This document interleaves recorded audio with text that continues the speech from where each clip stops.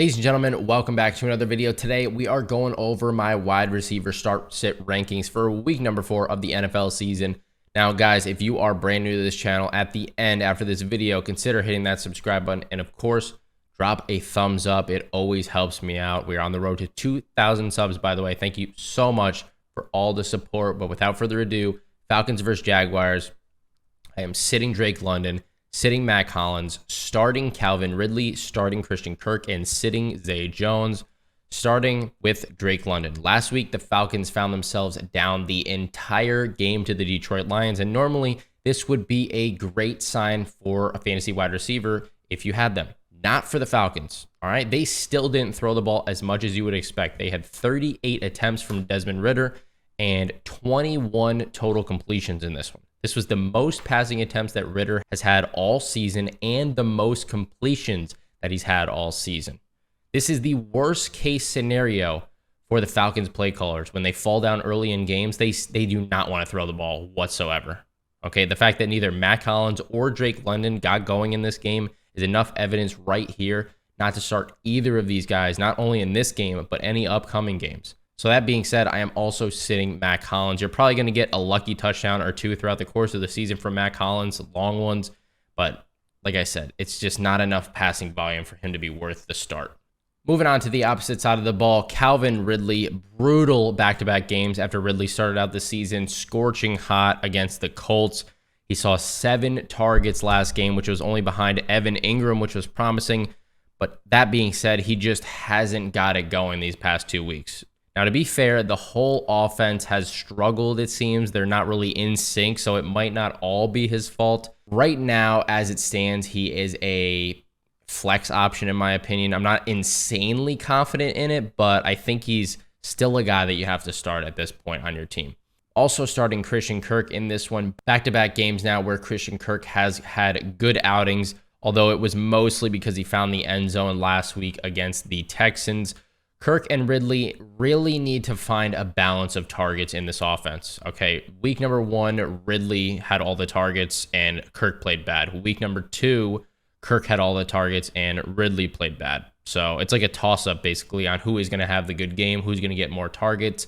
There needs to be a clear balance, and both these guys could thrive in this offense. I think they just haven't had really things clicking just yet.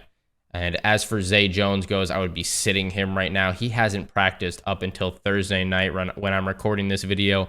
Not hopeful, even if he does end up suiting up for this one, that he puts in a good effort here. Moving on to the Dolphins versus the Bills. Tyreek Hill is a must start every single game. Jalen Waddle's a start. Stephon Diggs is a start. And Gabe Davis is a start. So all 4 main wide receivers in this one are starts for me. We'll start with Jalen Waddle because I said Tyreek Hill is a must-start every single game. Don't really need to talk about that. Jalen Waddle finally cleared concussion protocol on Thursday, which means he should be good to go this weekend, which is a major, sigh of relief from fantasy managers that have Jalen Waddle. I'm expecting Waddle to be very hungry in this game for a lot of targets. All right, I expect them to be getting in the ball a lot more than normal just because he missed out on that amazing performance. All right, historic performance last week where they put up 70 points against the Denver Broncos. This is a little bit different of a game, I will say. The Buffalo Bills are not going to allow 70 points. They have a great defense, but Miami is one of the best, if not the best offense currently. Everything is going right for them. We're going to see who exactly can overpower who, Bills defense or Miami's offense. As for the opposite side of the ball, we have Stephon Diggs. He is a must-start, top 5-ish, borderline wide receiver every single week for me. Dolphins defense also gives up a lot of points usually, so I have no problem starting him in this one. And then Gabe Davis is also a start.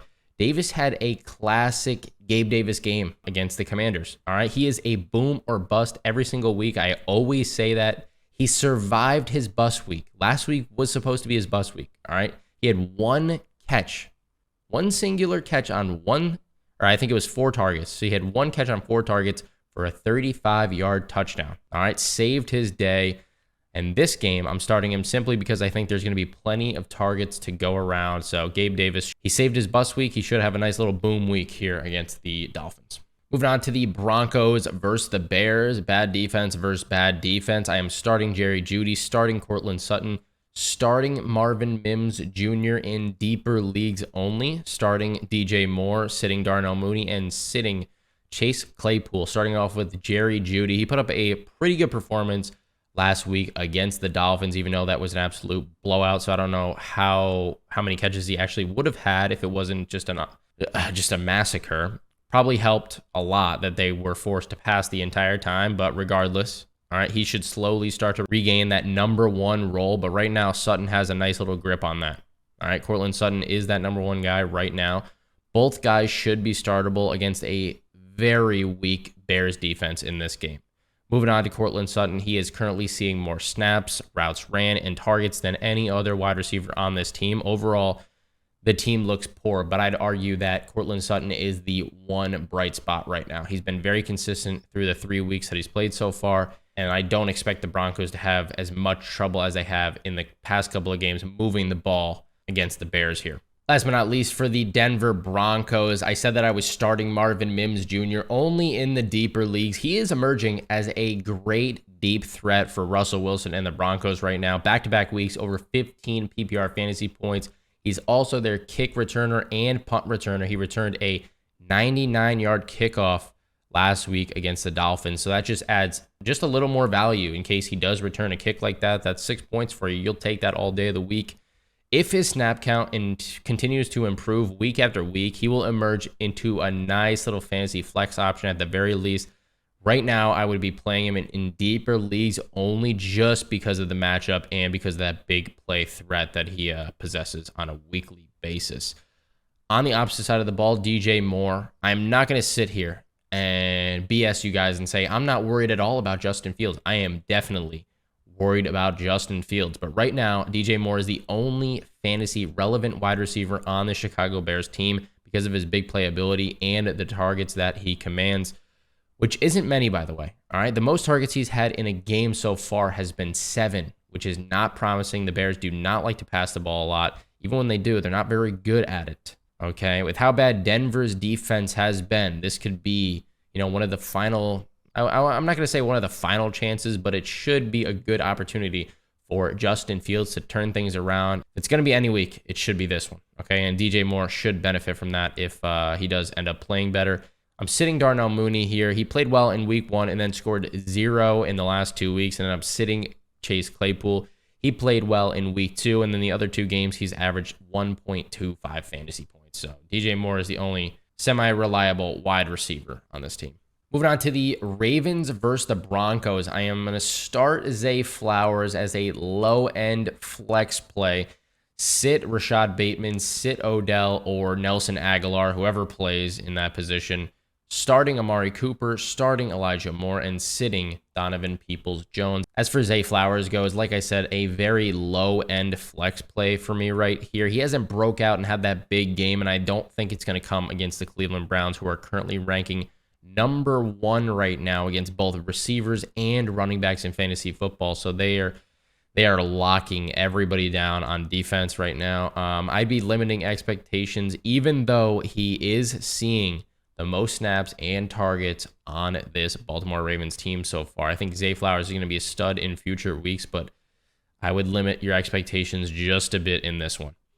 I'm sitting Rashad Bateman. He has a hamstring injury at the moment and hasn't eclipsed 3 targets in any single game. And I'm sitting Odell or Nelson Aguilar. I don't know who's going to play in this situation out of these guys. I don't see either of them being viable starters in this one, especially because of the matchup. I think Odell's hurt once again, so it could be Nelson Aguilar, but regardless, I'm not starting either of them.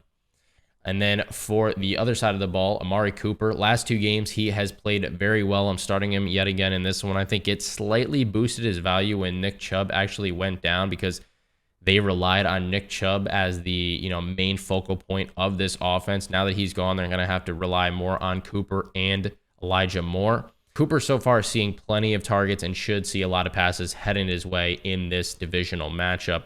As for Elijah Moore goes, he is seeing a lot of playing time. I don't see any negatives with Moore. The targets are there, and getting some work out of the backfield is nice to see out of him. We've heard it all offseason that the Browns wanted to include him more and get him more involved into this offense after trading for him, and that's exactly what they've done so far. It's clear that they're trying to get him more and more touches as the weeks go on, by the way, but he hasn't really had that big game rather yet. He's seen 9 targets in the past 2 games. So eventually he's going to have one of those breakout games, and you want to be starting him when he does. So I think this is a good opportunity for that to happen here. And then the last receiver on this team, Donovan Peoples-Jones, I'm sitting him right now. He's seeing a lot of snaps, but not getting the necessary touches just yet to be fantasy relevant. Elijah Moore kind of took over his role this year when he came to Cleveland, and he's trying to really earn that back slowly but surely. As of right now, he has not done that just yet. Onto the Bengals versus the Titans. I'm starting Jamar Chase, starting T. Higgins, starting Tyler Boyd in deeper leagues, sitting DeAndre Hopkins, sitting Treylon Burks, and sitting Nick Westbrook-Akine. All right, Jamar Chase, first of all, finally got that bounce back week that we desperately needed to see. Some people were panicking on Chase. We said to go trade for him in our week 3 trade target video, I believe it was. And yeah, I hope you did, because he performed great against the Rams on Monday night. As for T. Higgins goes, he has been up and down so far. All right, Jamar Chase just had a good game. T. Higgins did not. All right, 1 good week and 2 complete duds so far for T. Higgins. I would look for him to get back on track against one of the worst passing defenses in the league, in the Tennessee Titans here. It's not the targets that are really the problem with T right now. It's the conversion rate on those targets. Week number 1, he was 0 for 8. And week number 3, when he struggled just this past week, he was 2 for 8. So we got to see some more consistency out of T. Higgins, but I wouldn't say this was expected. He didn't play this bad last year, but he definitely had some games where it was like, Chase was clearly that guy, and T. Higgins really took a backseat, and that's what we saw on Monday night.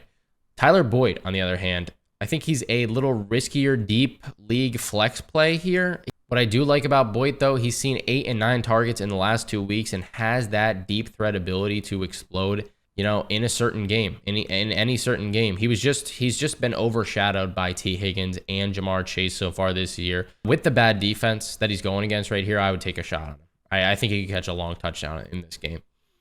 As for the opposite side of the ball, I am sitting all these receivers, like we said. DeAndre Hopkins starting it off here. He's still dealing with that ankle injury right now. He needs more targets to be effective in this offense, and this is a team that wants to run the ball. And my problem isn't necessarily with him. My problem is with the Titans team overall. They just look bad right now. All right, moving on to Treylon Burks.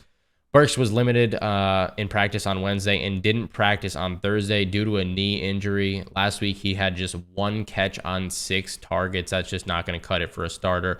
Then Nick Westbrook-Akine, nothing going on with him last week. He had 0 catches on 0 targets, not even close to fantasy viable. Moving on to the Rams versus the Colts. I'm starting Puka Nacua here, starting Tutu Atwell, sitting Van Jefferson, starting Michael Pittman Jr., sitting Alec Pierce, and sitting Josh Downs. As for Puka Nacua goes, you get 1 more week of Puka Nacua action before Cooper Kupp is back, and then it shakes everything up. All right, so you might as well start him. He finally saw a decrease in that target share from 15 to 20 back to around 7, I believe it was. And, that's just not sustainable at all. All right. But I would expect him to sit around 10 to 12 targets in this upcoming game against the Indianapolis Colts. The Bengals did a great job game planning around Puka and stopping him on Monday night. I'll be interested to see if the Colts try to do the same thing here. As for Tutu Atwell goes, he is a start in my opinion. He's a top 15 wide receiver in fantasy football right now, been consistent every single week.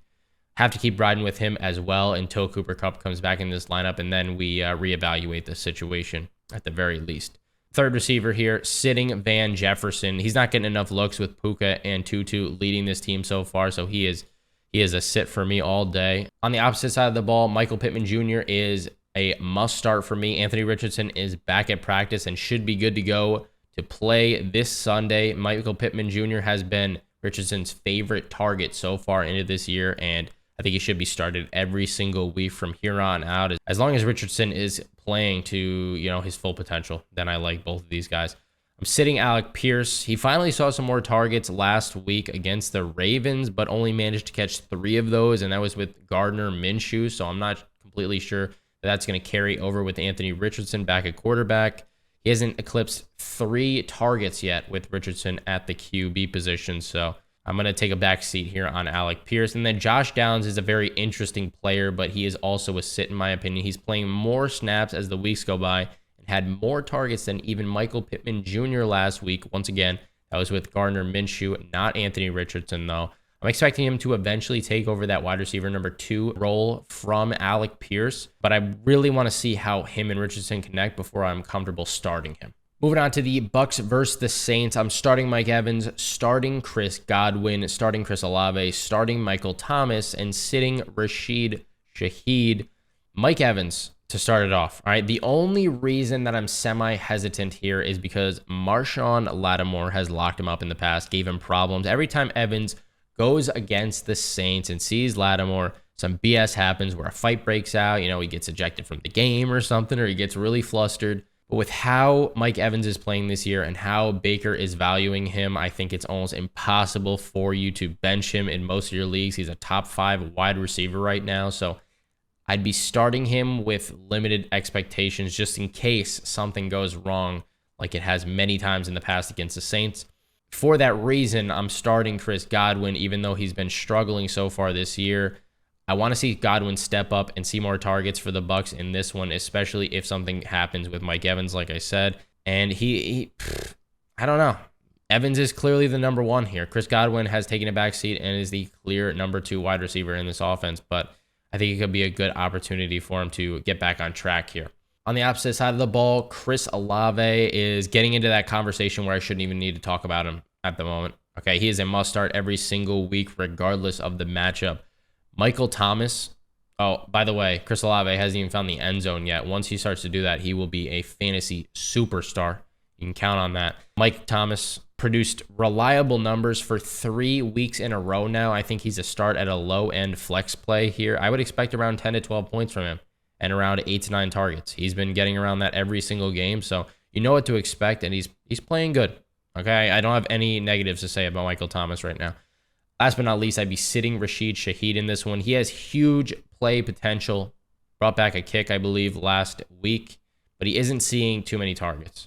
All right, he isn't seeing nearly enough targets to be fantasy relevant, but I do think he's a solid prospect for the future for the Saints team. Moved on to the Commanders versus the Eagles. I'm starting Terry McLaurin, sitting Jahan Dotson, sitting Curtis Samuel, starting A.J. Brown, and starting Devontae Smith.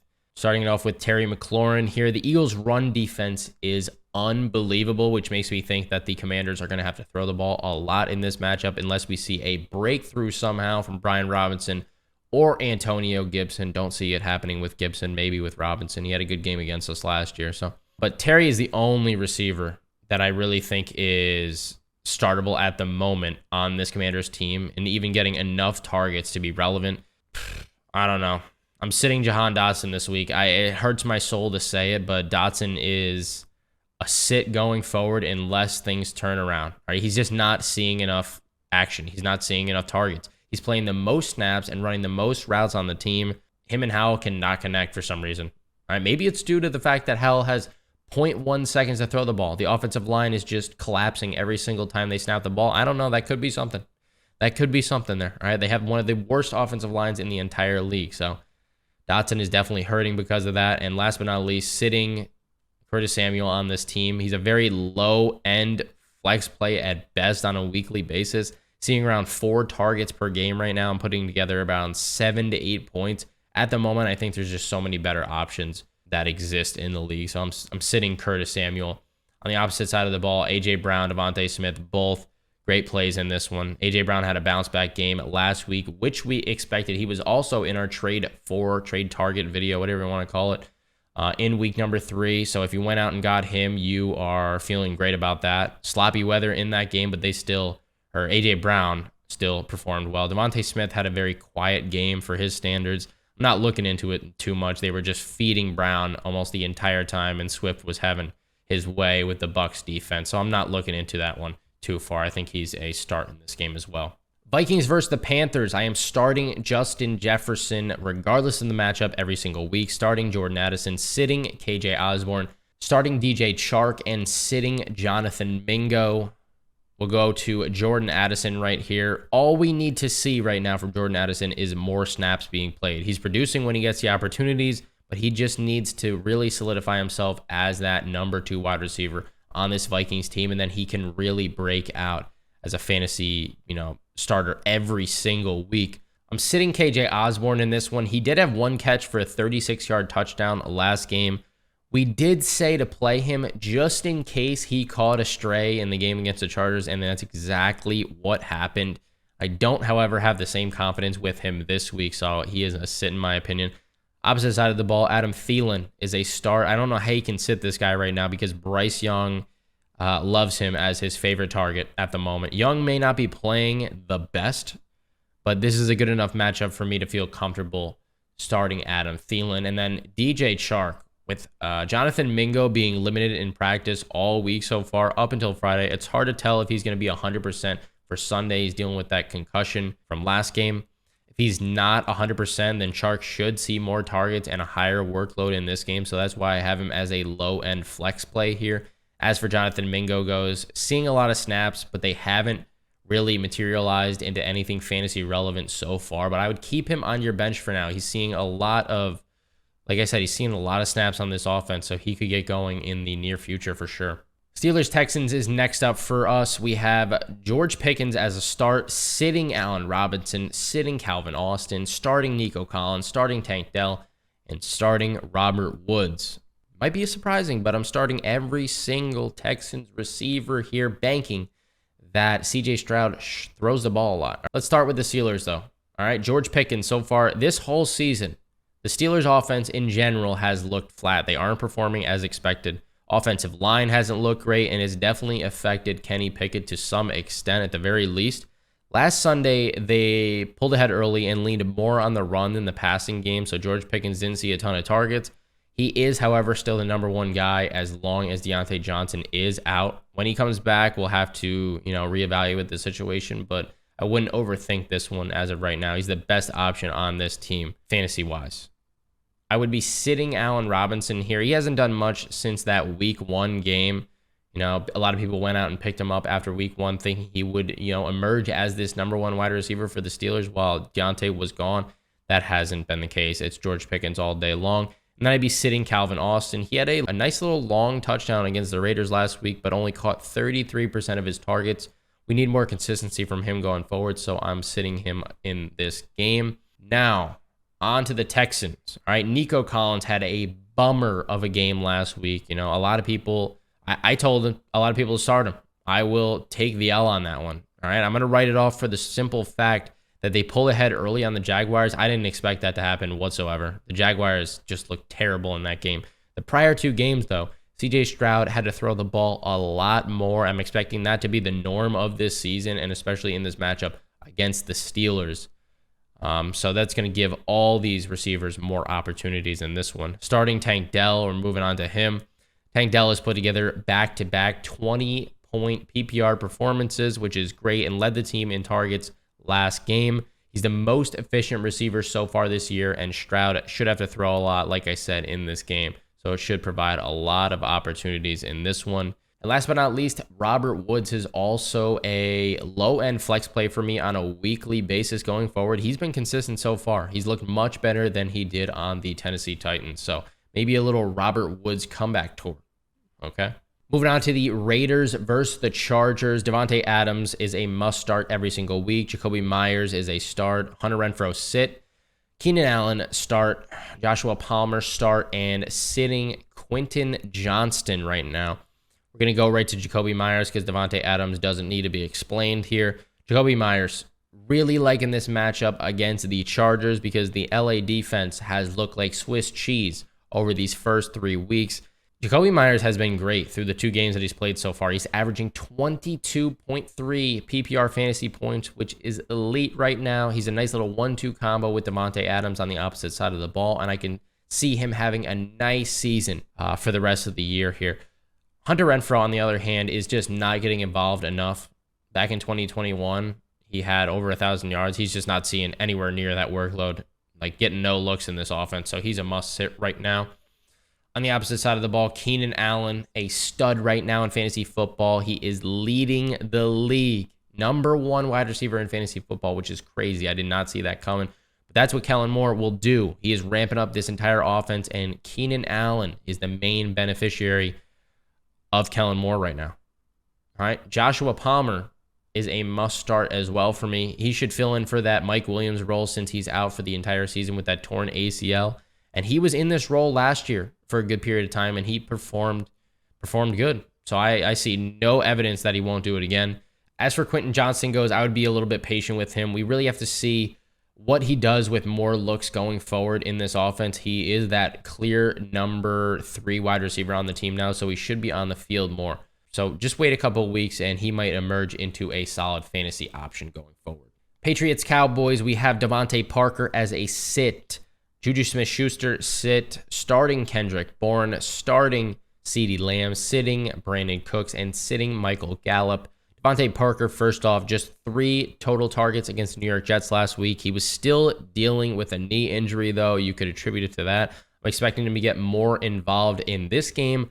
I'm not quite sure if it's going to be enough to be fantasy relevant. As for Juju, he is unplayable right now. Looks like he is behind Bourne and Parker in terms of touches.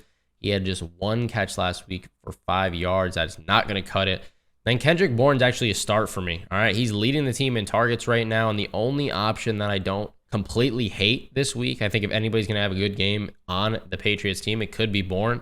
Cowboys defense took a big hit with Diggs out for the year. My opinion probably would have changed if Diggs was still healthy and on this team, but right now I think Bourne's a decent option here. A decent option, not a great option, but a decent one. Opposite side of the ball, CeeDee Lamb is a must-start top 10 wide receiver every single week. Not going to talk about that too much more. I don't care about who he's playing, although Christian Gonzalez for the Patriots is playing very good right now, so watch out for him guarding Lamb. As for Brandon Cooks, he hasn't looked like his old self just yet. Potentially due to his injury in week number 2. He saw 7 targets last game against the Cardinals, but only turned that into 2 catches for 17 yards. We're going to have to see more consistency going forward for me to feel anywhere near confident starting Brandon Cooks. And then Michael Gallup had a great game last week against the Cardinals. While most of the team struggled, I still think Cooks and Lamb will get more touches as the season goes on than Michael Gallup will, so not particularly happy about starting him against the Patriots here. Cardinals and the 49ers. I'm starting Marquise Brown, sitting Michael Wilson, sitting Rondale Moore, starting Deebo Samuel if he ends up playing, starting Brandon Ayuk. Starting off with Marquise Brown. He is the only consistent wide receiver on this team right now in terms of fantasy football. There's not much really more to say about this. Sitting Michael Wilson here. Listen, he looks promising. I can't lie, but he hasn't seen more than 4 targets in a single game yet. I just need to see more volume out of him. And he could be the clear wide receiver number 2 in this offense. Then Rondale Moore also saw good usage last week. I want to see that continue and be consistent because the game before he had just 1 target. But he did have a great game last week. So the only guy that's been consistent so far is Marquise Brown. That's why I have him as the only starter on this team. On the opposite side of the ball, Deebo Samuel hasn't practiced yet up until Friday when I'm recording this video. I would keep an eye on this heading forward. If he does play, I think he's a no-question must-start. If he doesn't play, then don't play him. It's pretty simple. All right, you got to play Brandon Ayuk, though. He's a must-start if Deebo is out. He was struggling with an injury in week number 2 and had that massive week number 1 game. I'm looking for him to build off that, and his chemistry with Brock Purdy so far this year has looked great. Brandon Ayuk could easily, emerge as the number 1 wide receiver here in San Francisco, although Deebo has looked good these past 2 weeks. Chiefs versus Jets. Next up, I'm sitting absolutely everybody on the Chiefs team. I'm starting Garrett Wilson, sitting Allen Lazard, and sitting Randall Cobb. As for these Chiefs wide receivers go, Marquez Valdes-Scantling. Listen, nobody has emerged as the clear number 1 wide receiver on this team so far or proved that they can be trusted. You know what you're going to get from Marquez Valdes-Scantling. It's mediocre at best. Kadarius Toney played just 2 snaps last week because of that injury. Plus, he had a lot of drops in week number 1. Do not fully trust him yet to play well on a weekly basis. And then Sky Moore played the most snaps last week and turned it into a decent day. He's probably the most reliable out of the 3 so far. I honestly think Rashee Rice, who is not on the top 3 of their depth chart right now. Actually looks like a better option than any of these guys, but I still wouldn't be starting him just yet either. If I wanted one guy for the rest of the year, I'd probably say Rashee Rice, though, at the moment. Opposite side of the ball, Garrett Wilson. I think you got to start Garrett Wilson here because I can see them having to throw the ball the entire game, but Zach Wilson looks brutal. Right? This whole offense looks brutal. Breece Hall looks brutal. Dalvin Cook looks brutal because they're stacking the box against him, forcing Zach Wilson to throw the ball, and he's just not doing anything with it. All right, but if one person is going to do good, it's got to be Garrett Wilson here. Allen Lazard, I don't trust him. Randall Cobb, I don't trust him. Last matchup, the Monday night game, Seahawks versus the Giants. I am starting DK Metcalf, starting Tyler Lockett, sitting JSN, sitting Darius Slayton, sitting Isaiah Hodgins, and sitting Paris Campbell in this one. DK Metcalf, 6 catches, 112 yards, is not a bad day at all at the office against the Panthers last week. This week, he gets a Giants defense that has been struggling so far this year. Not great by any means. I would expect more of the same from DK. As for Tyler Lockett goes, he hasn't found the consistency quite yet that we saw last year with Tyler Lockett, but he did catch 2 touchdowns in week number 2, and JSN is not intruding on his playing time just yet at all, which I like to see for Lockett owners. As for JSN goes, he is a sit right now. I need to see him play more snaps and get more touches than I think he had 1 catch for 10 yards last week. That's not going to cut it. All right, right now he's not worth starting, but I can see him being a solid fantasy piece later on in this season. So don't drop him off your bench just yet. On to the Giants side of things. All right, Darius Slayton. Darius Slayton, Isaiah Hodgins, and Paris Campbell. We'll talk about them all at once. This is a complete toss-up, in my opinion, on who gets the ball. All right, none of these guys are fantasy reliable. I don't trust any of them. You could even throw Wan'Dale Robinson in here. He's going to get some touches. Jalen Hyatt's going to get some touches. Darren Waller's going to get a lot of touches. So there's like 6 viable pass catchers on this team. You never know who's going to get the ball. All right, so for that reason alone, I'm sitting all of these guys until we know which one is going to be that number 1 option. We might never know. All right, anyways, guys, if you're enjoying these videos and if you enjoyed this one, drop a thumbs up, subscribe to the channel if you're new. I will catch you in tomorrow's video. Good luck in week number 4, and peace out.